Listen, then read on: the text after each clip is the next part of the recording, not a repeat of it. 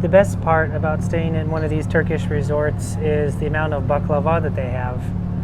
As you can see, there's several different types served at every meal. Each piece is approximately 140 to 220 calories. Back home when you get baklava, it comes in a box and it's crunchy and dry. Here the proper way to serve it is very moist. I believe it's with honey and oil or butter and sugar, but it's very, very wet and indulgent. Let's give it a try. See, it's almost dripping.